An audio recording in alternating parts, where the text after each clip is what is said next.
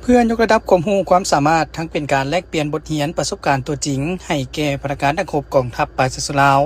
ในนั้นการจัดตั้งการฝึกอบรมยุทธวิธีบุกโจมตีตัวเมืองเป็นการแลกเปลี่ยนบทเรียนอันสำคัญที่เพิ่มทักษะใหม่ๆให้แก่พนักงานทหารเหล่าหบตีพิเศษТактика специальной подготовки была бой в населенном пункте. Бойцы все впитывают. และเห็นได้ถึงความตั้งใจและความพยายามแน่นอนว่าบางอย่างอาจจะมีความยุ่งยากในตอนทำอิฐแต่หลังจากนั้นพวกเขาก็สามารถเรียนรู้และปรับตัวได้ดีขึ้นอย่างไรก็ตามอุปสรรคทางด้านภาษาแม้นมีอยู่เสมอซึ่งเฮ็ดให้การถ่ายทอดข้อมูลยากค่อนข้างลำบากฉะนั้นนายภาษาจึงมีบทบาทสำคัญและเฮ็ดหน้าที่เชื่อมต่อระหว่างพวกเขานี่คือปัจจัยพื้นฐานที่สำคัญที่สุดที่จะช่วยให้การถ่ายทอดข้อมูลและการฝึกอบรมสำเร็จผลได้ห้อยสุดห้อยการฝึกซ้อมในครั้งนี้แม่นเน้นใส่การยกระดับขีดความสามารถในการบุกโจมตี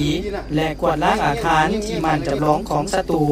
โดยได้รับการถ่ายทอดบทเรียนและประสบการณ์ตัวจริงจากครูฝึกผู้ชำนาญงานของกองทัพรัสเซีย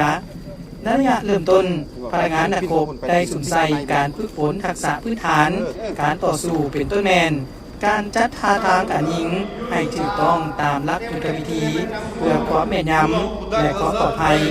เทคนิคการนำใช้อาวุธที่ว่องไวเพื่อรักษาจังหวะการยิงสกัดกั้นให้มีความต่อเนื่อง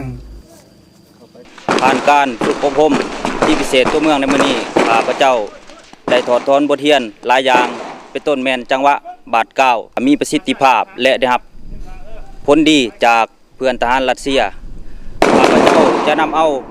บทเรียนในครั้งนี้เมื่อมวลใส่ในกรมกองของข้าพเจ้าให้เกิดดอกออกผลและแทดมองกับสภาพตัวจริงขอขอบใจการฝึกซ้อมดังกล่าวยังเป็นการทดสอบความพร้อมทางด้านทางกายและจิตใจของพนักงานกองทัพปาซิสลาวเฮ็ดให้มีความสำนิชำนาญต่อกับยุทธวิธีที่ทันสมัยเข้าในการปฏิบัติหน้าที่ป้องกันชาติป้องกันความสงบเพื่อรับประกันเกียรติพร้อมสู่รบในทุกๆสถานการณ์